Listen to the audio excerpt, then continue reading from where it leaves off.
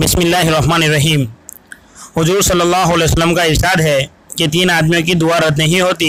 एक रोज़ेदार की इफ्तार के वक्त, दूसरे आदिल बादशाह की दुआ, तीसरे मजलूम की, जिसको अल्लाह जल्ल शानो बादलों से ऊपर उठा लेते हैं और आसमान के दरवाजे उसके लिए खोल दिए जाते हैं और इरशाद होता है कि मैं तेरी ज़रूर मदद करूँगा, गो किसी मसलियत की वजह से कुछ देर हो जाए। फ़ायदा।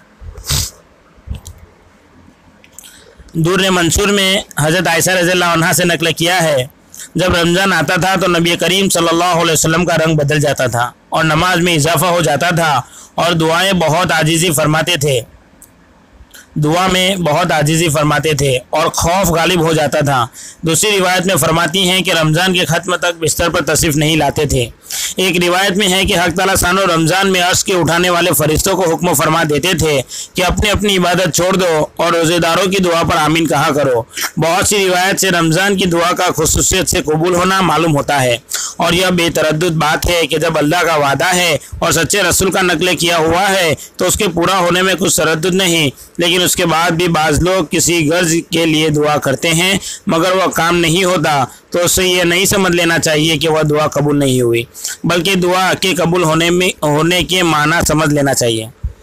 नबी करीम सल्लल्लाहु अलैहि वसल्लम का इरशाद है कि जब मुसलमान दुआ करता है बशर्ते कि कता रहमी या किसी गुनाह की दुआ ना करे तो हक़ ताला शानो के यहाँ से 3 चीज़ों में से एक चीज़ ज़रूर मिलती है, या खुद वही चीज़ मिलती है जिसकी दुआ की, या उसके बदले में कोई बुराई मुसीबत उससे हटा दी जाती है, या आखिरत में किसी कदर सवाब उसके हिस्से में लगा दिया जाता है। एक हदीस में आया है कि क़यामत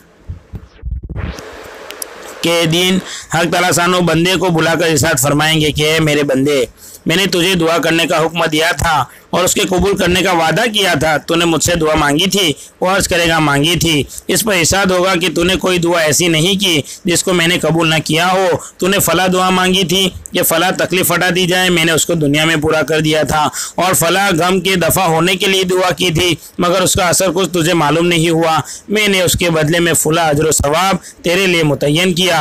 हुजूर सल्लल्लाहु अलैहि वसल्लम इरशाद फरमाते हैं कि इसको हर दुआ याद करावी जाएगी और उसका दुनिया में पूरा होना या आखिरत में उसका इवज़ बतला दिया जाएगा।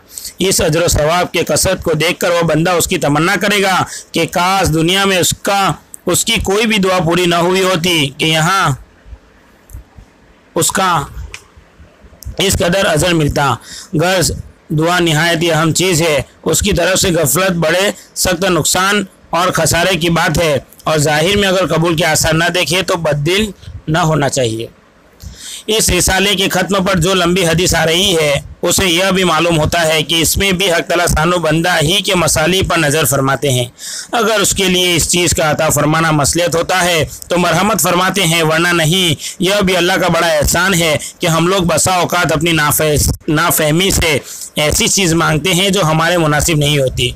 इसके साथ दूसरी ज़रूरी और अहम बात काबिल लिहाज यह है कि बहुत से मर्द और औरतें तो ख़ास तौर से इस मर्ज़ में मुब्तला हैं कि बसा औकात गुस्से और रंज में औलाद वगैरह को बद्दुआ देते हैं। याद रखें कि अल्लाह जल्ल शानो के आली दरबार में बाज़ औकात ऐसे ख़ास कबूलियत के होते हैं कि जो मांगो मिल जाता है।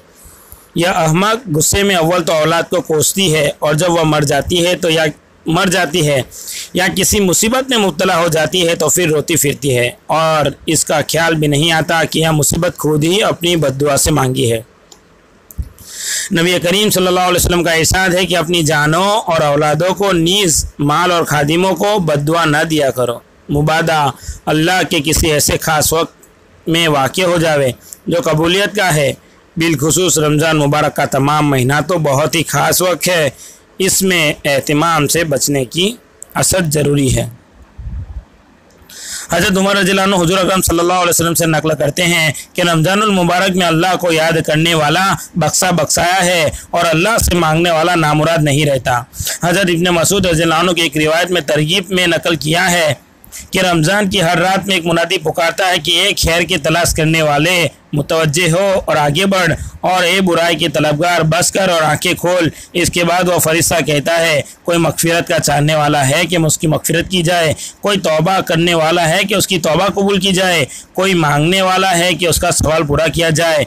इस सब के बाद यह अम्र भी नहायत ज़रूरी और काबिल लिहाज है कि दुआ के कबूल होने के लिए कुछ शराइत भी वारिद हुई है कि इनके फौत होने से बसा औकात दुआ रद्द कर दी जाती है। मिन जुमला इनके हराम ग़िज़ा है कि इसकी वजह से भी दुआ रद्द हो जाती है। नबी करीम सल्लल्लाहु अलैहि वसल्लम का इरशाद है कि बहुत से परेशान हाल आसमान की तरफ हाथ खींच कर दुआ मांगते हैं और या रब कहते हैं, मगर खाना हराम, पीना हराम, लिबास हराम, ऐसी हालत में कहाँ दुआ कबूल हो सकती है। मुहक्किरीन ने लिखा है कि कुफा में मुस्तजाबुद दुआ लोगों की एक जमात थी। जब कोई हाकिम इन पर मुसल्लत होता उसके लिए दुआ करते, वह हलाक हो जाता। हज्जाज का जालिम का जब वहाँ तसल्लुत हुआ तो उसने एक दावत की जिसमें इन हजरात को खास तौर से शरीक किया, और जब खाने से फारिग हो चुके तो उसने कहा कि इन लोगों की बद्दुआ से महफूज हो गया कि हराम की रोज़ी उनके पेट में दाखिल हो गई। इसके साथ हमारे ज़माने की हलाल रोज़ी पर भी एक निगाह डाली जाए, जहां हर वक्त सूद तक के जवाज़ की कोशिश जारी हो, मुलाजिमीन रिश्वत को और ताजिर धोखा देने को बेहतर समझते हो। अल्लाह ताला कहने सुनने से ज़्यादा अमल की तौफीक अता फरमाए। आमीन।